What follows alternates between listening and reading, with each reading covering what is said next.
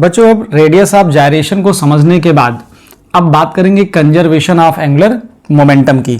तो conservation of angular momentum में क्या डिस्कस करेंगे, स्टेटमेंट को समझेंगे, उसका क्या डेरिवेशन होता है वो जानेंगे और उस पर बेस्ड जो बेस्ट प्रॉब्लम है उनकी बात करेंगे। तो हेडिंग लगा लीजिए कंजर्वेशन ऑफ एंगुलर मोमेंटम। तो कंजर्वेशन ऑफ एंगुलर मोमेंटम का पहले स्टेटमेंट लिखिए, स्टेटमेंट क्या होता है फिर उसके डेरिवेशन की बात करते हैं। तो पहले स्टेटमेंट लिखेंगे, क्या होता है statement, statement of conservation of angular momentum. Simple सा कंसेप्ट होता है, एक छोटा सा स्टेटमेंट है। क्या होता है, इफ नो टॉर्क, कैसा torque, external torque, if no external torque applied on a body, body बोलिए या सिस्टम बोलिए, क्या हो जाएगा, if no external torque applied on a body, अगर किसी बॉडी पर कोई भी एक्सटर्नल टॉर्क नहीं लगा है, सिस्टम पर कोई एक्सटर्नल टॉर्क नहीं लगा है, देन एंगुलर मोमेंटम ऑफ, क्या, angular momentum of body, angular momentum of body is constant, क्या होता है, इज कांस्टेंट। कैसे होता है उसकी बात करेंगे। If no external torque applied on a body then angular momentum of body is constant. किस एक्सिस के अबाउट कांस्टेंट होगा वो सब समझेंगे। क्या मतलब हुआ, इसका मतलब ये हुआ कि एंगुलर मोमेंटम कांस्टेंट है तो L इक्वल टू कांस्टेंट आ जाएगा। L इक्वल टू कांस्टेंट होने का मतलब ये हुआ, L इक्वल टू होता है आई ओमेगा, क्या होता है, सिंस L इक्वल टू होता है आई ओमेगा, इसका मतलब है कि आई ओमेगा भी कांस्टेंट होगा। इसका मतलब ये हो जाएगा कि आई ओमेगा इज इक्वल टू हो गया कांस्टेंट, क्या हो गया, आई ओमेगा हो गया कांस्टेंट। अब आई ओमेगा कांस्टेंट हो गया, ऐसा आपने पढ़ा है कि अगर P V equal to constant है इसका मतलब P1 V1 equal to P2 V2, ऐसा पढ़ा है। यहां पर भी ऐसे लिख सकते हैं, क्या, I1 omega 1 equal to I2 omega 2। इस पर बच्चों न्यूमेरिकल लगेंगे, क्या लगेंगे, न्यूमेरिकल लगेंगे।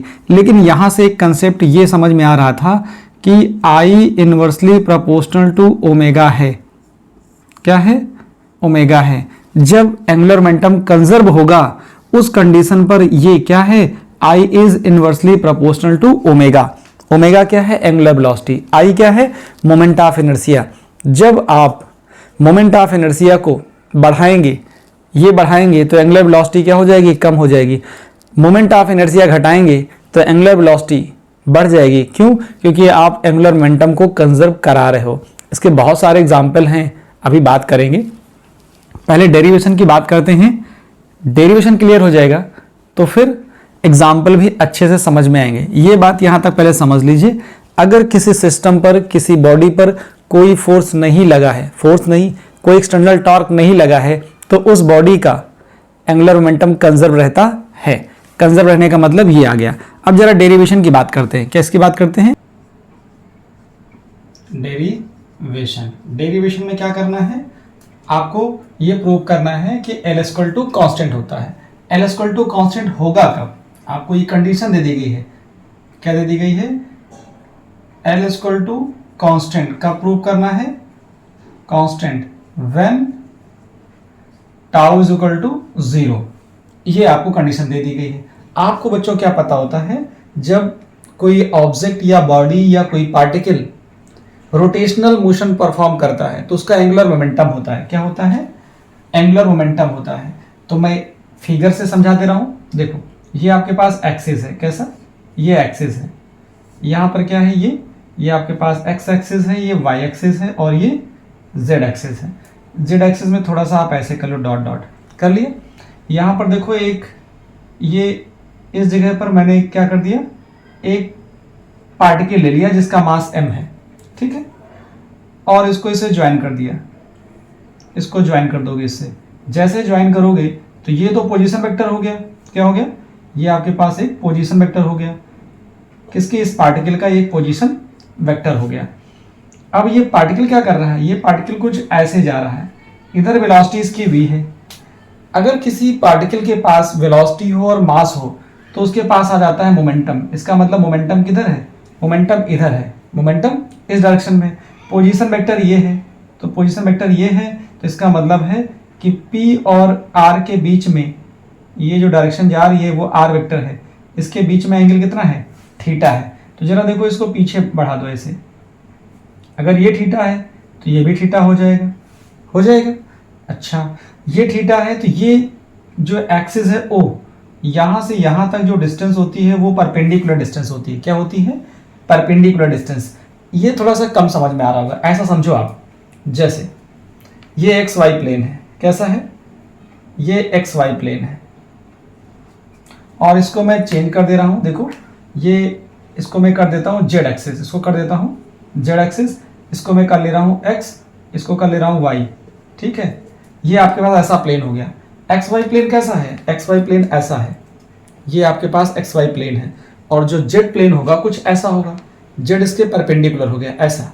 ठीक है, अब कोई पार्टिकल जो है ना वो कहीं यहाँ पर है, किस जगह पे, इस जगह पे, और वो घूमना चाह रहा है। ठीक है, अभी पार्टिकल के पास लीनियर मोमेंटम है, लेकिन पार्टिकल रोटेशन करना चाह रहा है अबाउट जेड एक्सिस। तो मैं ये लिख सकता हूं कि इस पार्टिकल का जो m मास का पार्टिकल है उसका angular momentum about Z axis क्या होगा, क्योंकि जो मोमेंटम की बात आती है ना तो एक्सिस आ जाती है।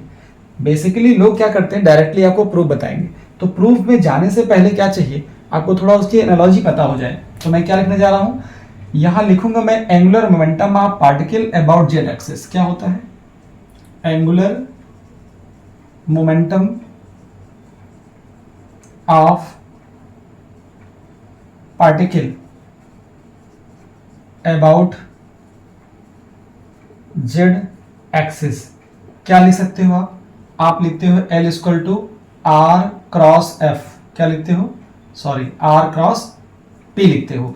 देखिए जो एंगुलर मोमेंटम होता है ये कब अपना रोल प्ले करता है, एंगुलर मोमेंटम का रोल आता है जब टॉर्क लगता है।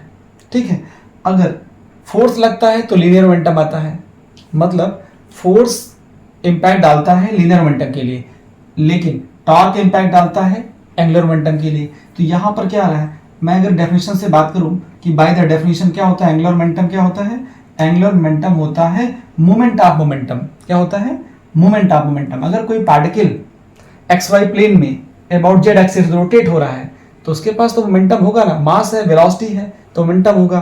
फिर मैंने उसका मोमेंट ले लिया, तो ये चीज आपको क्लियर है। इस चीज को आप डिफरेंशिएट कर दीजिए, और ये कंडीशन जैसे ही अप्लाई करेंगे तो आपको ये रिजल्ट मिल जाएगा। ये रिजल्ट आपको तुरंत मिलेगा। कैसे, देखो यहाँ डिफरेंशिएट कर दीजिए, तो dl बाई dt लिखेंगे। क्या लिखेंगे, dl बाई dt आ जाएगा। यहाँ से क्या आएगा, d बाई dt, ऐसे करेंगे, यहाँ आएगा r क्रॉस p, ऐसे मिलेगा। अब r क्रॉस p है तो यहाँ पे पहले इसको यहाँ डिफरेंशिएट करना है फर्स्ट फंक्शन और सेकंड फंक्शन से, तो क्या आएगा, ये मिलेगा dl by dt। dl by dt क्या मिल जाएगा, यहाँ से ये मिलेगा r वेक्टर बाहर हो गया, ये हो गया dp बाई dt, प्लस अब की बार p रोक लीजिए, अंदर क्या आएगा, यहाँ पे आएगा d r vector upon dt आ जाएगा। इसमें कोई प्रॉब्लम नहीं है। अच्छा अभी देखो, जो ये dp बाई dt आया है ये क्या होता है, ये तो न्यूटन सेकंड लॉ से आपको पता है। क्या पता है कि जो dp बाई dt है एक्चुअली ये कुछ नहीं, ये तो फोर्स है। अगर इसके ऊपर वेक्टर है तो इसके ऊपर वेक्टर आ जाएगा। तो ये dl बाई dt क्या है, dl बाई dt, ये जो dl बाई dt आया है ये क्या चीज आने वाला है, देखो dl बाई dt, यहाँ से ये आ जाएगा r वेक्टर। क्या आ गया है, r वेक्टर। r को आपने बाहर किया था तो यहाँ पे क्या लगा है, क्रॉस, यहाँ पे r वेक्टर क्रॉस ये f वेक्टर आ गया, क्योंकि dl बाई dt को क्या लिखते हो ऐसे, यहाँ पे क्रॉस लगा है। यहाँ देखो, यहाँ p वेक्टर को क्या लिखते हो, ये लिखते हो m इंटू वी वेक्टर आता है। dr बाई dt आल्सो होता है क्या, v वेक्टर। क्या होता है, v vector. dr by dt को वेलोसिटी कहते हैं, और r के ऊपर वेक्टर है तो वेलोसिटी आ गया। एक चीज आपको बच्चों पता है, क्या पता है, किसी वेक्टर का उसी वेक्टर से जो मल्टीप्लिकेशन होता है v क्रॉस v जो होता है वो क्या होता है, जीरो। इसका मतलब यहाँ वाला टर्म क्या आ जाएगा, जीरो आ जाएगा। तो क्या मिल जाएगा ये dl by D T, L के ऊपर वेक्टर है, एल के ऊपर वेक्टर है, एल के ऊपर वेक्टर है, यहाँ से मिलेगा r cross F, r cross F, ये क्या आ जाएगा m इंटू जीरो आ गया, पूरा का पूरा टर्म जीरो आ गया। अभी क्या लिख सकता हूँ मैं, इसी चीज़ को मैं इधर लिख रहा हूँ, देखो यहाँ पर कैसे आएगा जाके ये आएगा dl बाई डी टी, ठीक है, वेक्टर लगा दिया मैंने। यहाँ देखो r क्रॉस एफ क्या आया है, r cross F, r cross F को क्या बोलते हो, r क्रॉस एफ जो होता है वो होता है टॉर्क, क्या होता है, टॉर्क होता है, टाउ। तो यहाँ लिखा जाएगा ये क्या आ जाएगा, टॉर्क आ जाएगा, वेक्टर फॉर्म में, वेक्टर हटा दूँ, देखो क्या मिलेगा, dl by D T is equal to tau आ जाएगा। कंडीशन लगाइए, कंडीशन क्या लगानी है, व्हेन एक्सटर्नल टॉर्क क्या आ जाए, एक्सटर्नल टॉर्क, एक्सटर्नल टॉर्क क्या हो, जीरो हो जाए। जैसे टॉर्क जीरो करोगे तो क्या आएगा, dl by D T is equal to zero. अगर किसी का डिफरेंशिएशन जीरो आ रहा है तो क्या मतलब है, d बाई डी टी, यहाँ l लिखा है, किसी का डिफरेंशिएशन जीरो आए इसका मतलब है कि वो कांस्टेंट है। कांस्टेंट का मतलब क्या है, कांस्टेंट का मतलब ये है कि initial moment angular momentum that is l initial angular momentum और l final angular momentum, L I और एल एफ क्या होगा, कांस्टेंट आ जाएगा। L I equal to L F हो गया, इसका मतलब इनिशियल एंगुलर मोमेंटम और फाइनल एंगुलर मोमेंटम सेम आया है, इसका मतलब एंगुलर मोमेंटम कंजर्व है। एंगुलर मोमेंटम कंजर्व होने का मतलब यहाँ से ये आया कि क्या आ जाएगा, यहाँ से ये आ गया, या आप ऐसा लिख सकते हो, कैसा लिखेंगे यहाँ पे, ये लिखा जा सकता है कि I1 omega 1 equal to I2 omega 2। यही बच्चों प्रूव करना होता है। ये क्या चीज़ है, ये डेरिवेशन है, सिंपल तरीके से है, और सिंपल तरीके का मतलब ये है कि आपने अपनी पूरी बात बता दी है कि यहाँ पर कैसे डेरिवेशन किया गया है, कि कोई पार्टिकल है जो एक्स वाई प्लेन में क्या कर रहा है, रोटेशन कर रहा है। आप इसको ऐसे मत देखो, एक्स वाई प्लेन क्या है, दो प्लेन ये एक्स वाई थे, और जेड कहाँ था, जेड इसके ऊपर था। तो कोई ऑब्जेक्ट है या कोई बॉडी है या कोई प्लेन है जो ऐसे ही घूम रहा है, कहाँ, एक्स वाई प्लेन में, ये एक्स ये वाई, या ये वाई ये एक्स, या एक्स ये वाई, इसी में इसका रोटेशन हो रहा है। तो ऐसे ऐसे रोटेशन हो रहा है, तो इसका तो डेरिवेशन आपको क्लियर हो गया। अब मैं बात करता हूँ इसके एग्जाम्पल की, तो स्क्रीनशॉट लीजिए, फिर एग्जाम्पल की बात कर लीजिए, और फिर न्यूमेरिकल की बात करें। चलिए, डेरिवेशन हो गया। डेरिवेशन के बाद बात आती है एग्जाम्पल की। किसकी एग्जाम्पल की, law of conservation of angular momentum की। तो जो पहला और बेस्ट एग्जाम्पल है वो देखिए, क्या एग्जाम्पल होता है इसका। एग्जाम्पल ये है, एग्जाम्पल क्या है कि जब आपने सुना होगा, एक चैप्टर इसके बाद पढ़ेंगे, ग्रेविटेशन आएगा।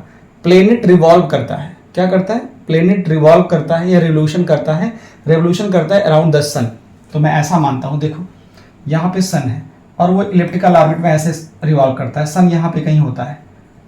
तो प्लेनेट एक बार यहाँ पे होता है, एक बार यहाँ पे होता है। तो क्या होता है, जब यहाँ पर होता है तो उसकी एंगुलर स्पीड बढ़ जाती है, यहाँ पर होता है एंगुलर स्पीड बढ़ जाती है। इसका मतलब क्या हुआ कि यहाँ पर उसका मोमेंट ऑफ इनर्शिया कम होता है, तो स्पीड ऑफ एंगुलर मोमेंटम क्या होती है, स्पीड ऑफ एंगुलर मोमेंटम यहाँ पर इंक्रीज कर जाती है क्लोज टू द सन। तो यहाँ क्या होता है, स्पीड ऑफ एंगुलर मोमेंटम, पहला मैं लिखता हूँ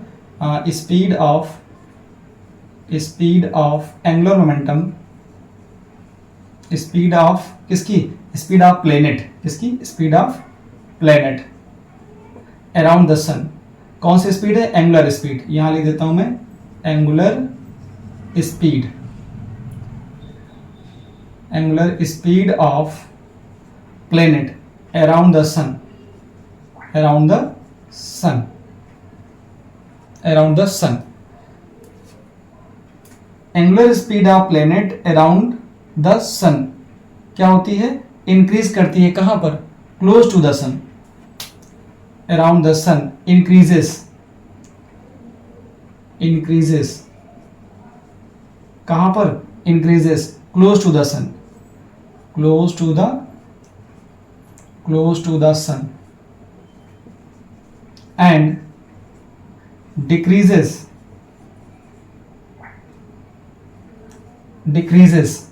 away from the sun, decreases away from the sun, away from the sun। तो ये एग्जाम्पल आपको आगे चल के मिलेगा ग्रेविटेशन में मिलेगा। यहाँ पर अगर सन यहाँ पर प्लेनेट होता है, अगर प्लेनेट यहाँ पर है तो इसकी एंगुलर स्पीड यहाँ पर क्या होती है, कम हो जाती है, और यहाँ पर होता है तो इसकी एंगुलर स्पीड क्या होती है, यहाँ पर बढ़ जाती है। तो ये सन के बारे में बात हो रही है, यहाँ पे सन होगा और यहाँ पर प्लेनेट रिवॉल्व कर रहा होगा ऐसे, ठीक है। तो ये एग्जाम्पल होता है। और एक जो बहुत बेहतरीन एग्जाम्पल है वो ये है कि एंगुलर स्पीड ऑफ मैन क्या होता है, angular speed of man, rotating speed of man, stand in a rotating frame। जब कोई मैन स्टैंड करता है ना, किस पर, एक रोटेटिंग फ्रेम पर, तो उसकी एंगुलर स्पीड कैसे इंक्रीज कैसे डिक्रीज करती है। तो उसका ऐसा सीन बनता है, देखो जैसे ये है और एक पर्सन ये है, ठीक है, और ये यहां पर है,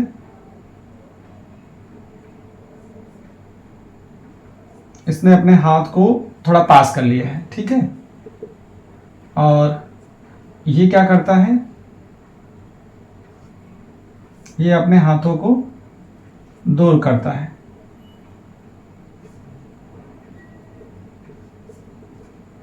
ये अपने हाथों को दूर करता है, मतलब इसके पास क्या है, यहाँ पे इसके पास डंबल है, ये क्या है, डंबल है।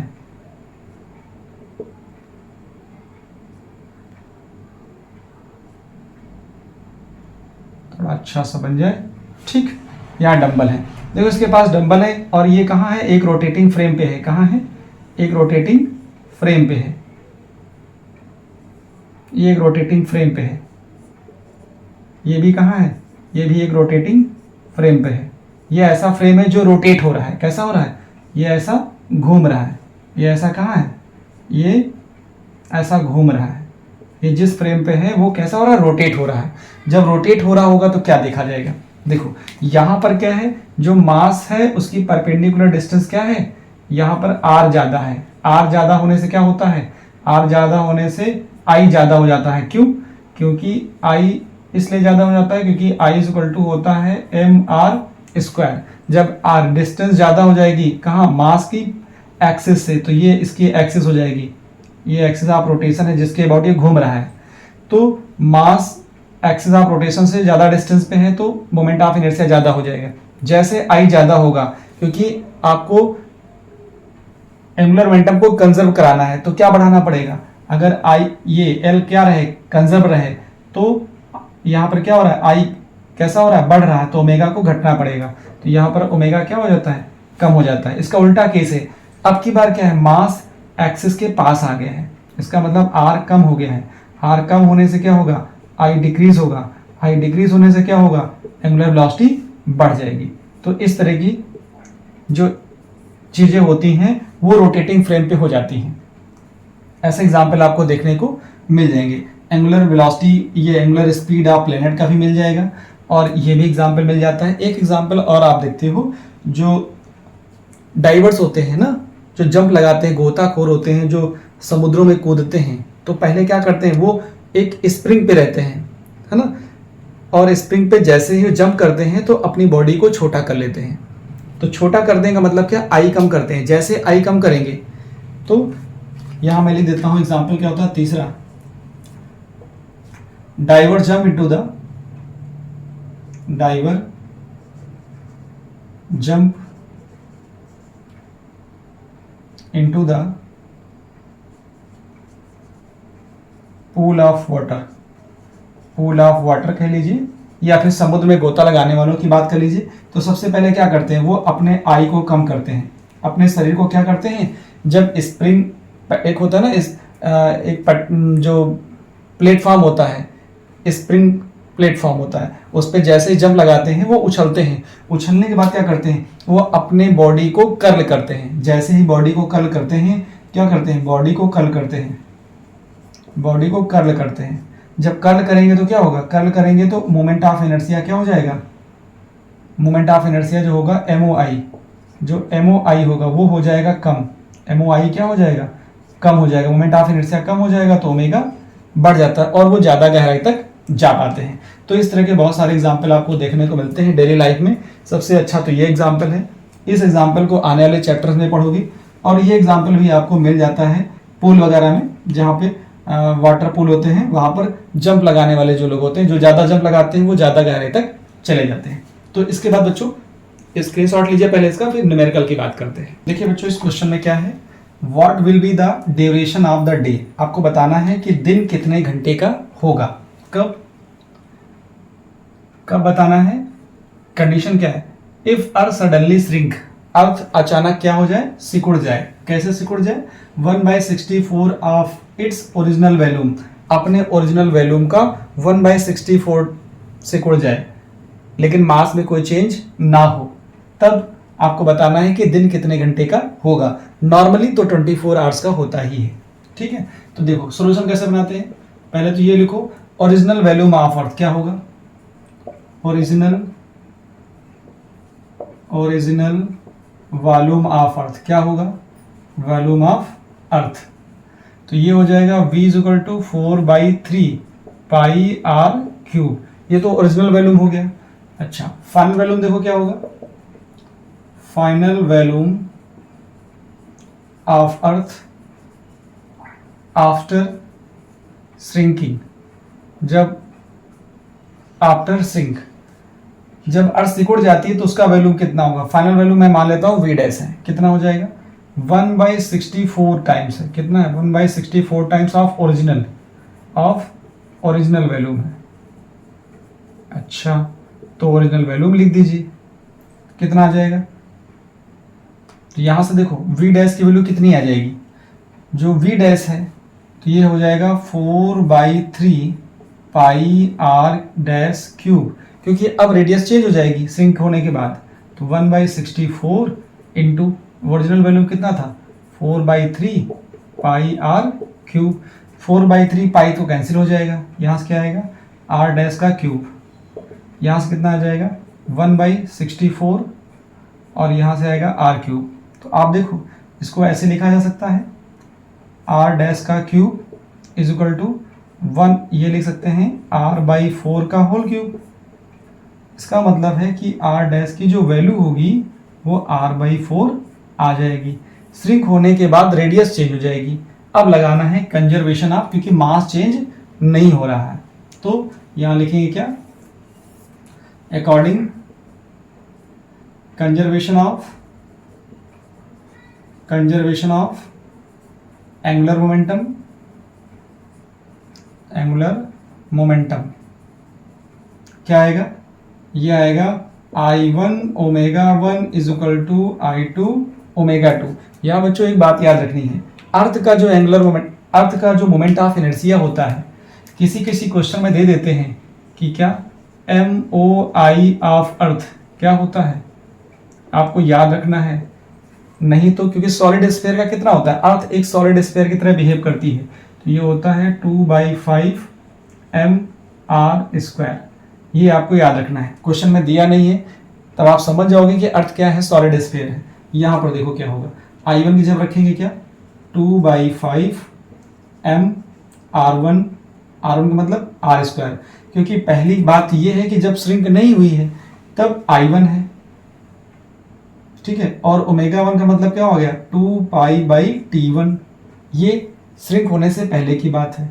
अब देखो I2 कितना आएगा, ये आएगा 2/5, मोमेंट ऑफ इनर्शिया है 2/5 m, मास चेंज नहीं हो रहा, बोला गया है मास रिमेनिंग सेम। r' हो गया है, तो ये r' का स्क्वायर कर लेंगे, ठीक। और ओमेगा मतलब 2π/T2 आ जाएगा। आपको T2 ही तो निकालना है, क्या निकालना है, आपको T2 ही तो निकालना है, ठीक है। T1 आपको दिया गया है, T1 कितना है, T1 आपके पास 24 आवर्स है, ये आपको दे दिया गया है 24 आवर्स।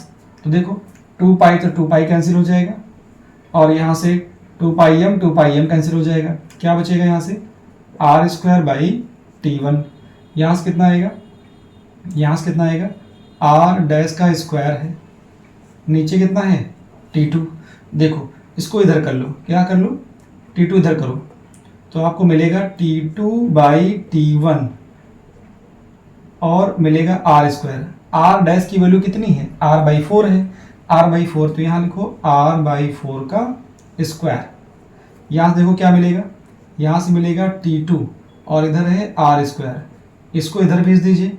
ये आ चुका है आर स्क्वायर बाई 16, इधर आ जाएगा T1। तो आर स्क्वायर से आर स्क्वायर कैंसिल हो गया, आर स्क्वायर से आर स्क्वायर कैंसिल हो गया। T1 की वैल्यू कितनी है, T1 अपॉन 16 आ गया।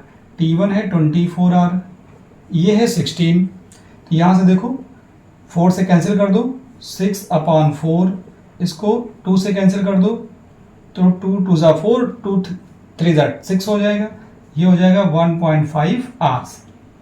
एक इंपॉर्टेंट क्वेश्चन है बच्चों, बहुत पूछा जाता है, law of conservation of angular momentum का ये बेस्ट क्वेश्चन है, स्क्रीनशॉट लीजिए इसका भी। क्वेश्चन में देखते हैं बच्चों क्या दिया जा रहा है। If the earth were to suddenly contract to half of its present radius, जो अर्थ है वो सडनली कॉन्ट्रैक्ट हो गई है और उसकी रेडियस जस्ट हाफ हो गई है, किसकी, जो पहले थी उसका जस्ट हाफ हो गई है। क्या बताना है, without any external torque acting on it. एक इशारा दे दिया है कि क्वेश्चन किस पे बेस्ड है। अगर कोई टॉर्क नहीं लगा है सिस्टम पे तो उसका एंगुलर मोमेंटम कंजर्व है। इसका मतलब है मैं I1 omega 1 equal to I2 omega 2 लगा सकता हूँ। वहां से क्या निकाल सकते हैं, by what duration would be the day decreased. पहले तो ये निकालिए कि वो टाइम कितना होगा, फिर कितना डिक्रीज होगा वो तो 24 से माइनस करके हम निकाल लेंगे। पहले ये निकालिए कि अगर रेडियस अर्थ की जस्ट हाफ हो गई है तब day of duration of the day कितना होगा। डिक्रीज होना तो बात की बात है, पहले तो ड्यूरेशन ऑफ द डे निकालेंगे। कब, जब radius of earth just half हो जाए। कब हो जाएगी, जब अर्थ सडनली कॉन्ट्रैक्ट हो जाए। तो मैं मान लेता हूं late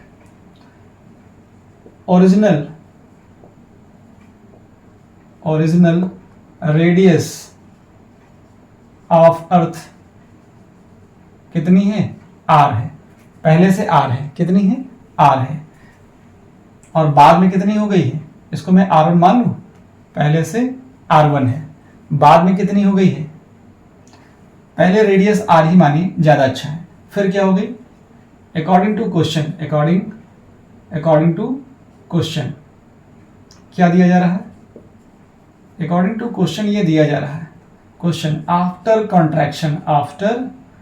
contraction radius of earth कितनी हो गई है, रेडियस ऑफ अर्थ ये हो गई है r/2 हो गई है। जब रेडियस r थी तब टाइम कितना था, 24 आवर्स था। लेकिन जब रेडियस कम हो गई है क्योंकि अर्थ कॉन्ट्रैक्ट हो गई है, अब टाइम पीरियड कितना होगा, T2 इक्वल टू, वो मुझे पता नहीं है। अगर T2 पता चल जाए तो 24 से माइनस करके हम दिन जो हमारा है कितने घट गया है वो निकाल सकते हैं। तो पहले तो ये निकालो ड्यूरेशन ऑफ द डे कितना होगा। क्या लगाएंगे, देखो यहाँ पर क्या बोला गया, assume earth to be a perfect sphere. कैसा है, सॉलिड स्फीयर है। सॉलिड स्फीयर का मोमेंट ऑफ इनर्शिया क्वेश्चन में दे दिया गया है, नॉर्मली दिया नहीं जाता, यहाँ दे दिया गया है। यहाँ क्या लगाओगे, यहाँ लिखा है कि कोई भी एक्सटर्नल टॉर्क नहीं लगा है, तो मैं लिख सकता हूं as per conservation of angular momentum. ये इशारा था कि अगर टॉर्क नहीं है बॉडी पर, सिस्टम पर, तो एंगुलर मोमेंटम तो कंजर्व रहेगा ही। मतलब क्या आया, I1 omega 1 equal to I2 omega 2, और छोटा करिए तो 2/5 mr²। जब कॉन्ट्रैक्शन नहीं हुआ तो इधर है, कॉन्ट्रैक्शन के बाद इधर है, यहाँ क्या आएगा 2π/T1 आएगा। यहाँ से कितना आएगा 2/5 mr की जगह पे क्या आएगा r/2 आ जाएगा, ध्यान रखना। ये कॉन्ट्रैक्शन के बाद है, ये कॉन्ट्रैक्शन के पहले है। कॉन्ट्रैक्शन के पहले रेडियस अर्थ की r है, कॉन्ट्रैक्शन के बाद जहाँ 2/5 mr² लिखना है, r की जगह पे r/2 पुट करेंगे और यहाँ से आ जाएगा 2π/t2। क्या कैंसिल हो जाएगा?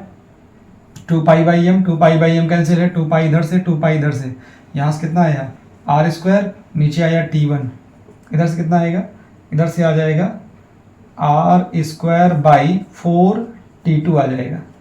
ठीक है, t1 की वैल्यू पुट कर लेंगे, r² देखो कैंसिल हो जाएगा, तो यहाँ से क्या आ जाएगा 4t2 इज आएगा t1, तो 4t2 इज आ जाएगा, t1 की वैल्यू है 24, तो t2 की वैल्यू हो गई यहाँ से क्या आएगा 24/4, मतलब आ जाएगा 6 आवर्स। तो ये तो हो गया ड्यूरेशन ऑफ द डे। क्या है? ड्यूरेशन ऑफ द डे, ये आया है duration of the day 6 hours. लेकिन पूछा गया है, क्या पूछा गया है? ड्यूरेशन वुड बी डिक्रीज, कितना डिक्रीज हो जाएगा। तो यहाँ पे आंसर क्या लिखना है? डिक्रीज इन, इधर लिख देता हूं मैं, decrease in duration of the day, duration of the day कितना हो जाएगा? 24 में से क्या आएगा, यहाँ ऐसे लिखना चाहिए t1 माइनस t2, तो 24 माइनस 6, 18 आवर्स डिक्रीज हो जाएगा। जो दिन है वो कितने घंटे घट जाएगा? 18 आवर्स। कब? जब अर्थ कॉन्ट्रैक्ट होकर के अपनी ओरिजिनल रेडियस का जस्ट हाफ हो जाए। ये भी एक इंपॉर्टेंट क्वेश्चन है और बहुत पूछा जाने वाला क्वेश्चन है। किस पर? कंजर्वेशन ऑफ एंगुलर मोमेंटम पर बेस्ड। तो कंजर्वेशन ऑफ एंगुलर मोमेंटम पे बेस्ड मैंने बात कर ली है, 2 न्यूमेरिकल की, डेरिवेशन की और स्टेटमेंट की। तो ठीक है बच्चों, स्क्रीनशॉट लीजिए और इसे नोट डाउन कर लीजिए।